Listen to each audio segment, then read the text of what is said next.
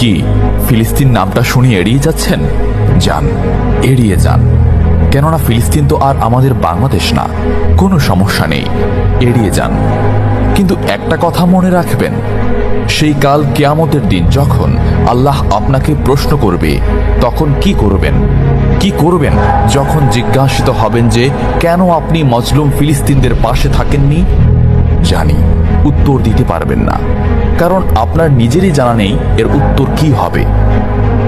এখন হয়তো বলতে পারেন যে আমি কি করে ফিলিস্তিনে গিয়ে মজলুমদের পাশে থাকব, কি করে এত দূর গিয়ে সাহায্য করব?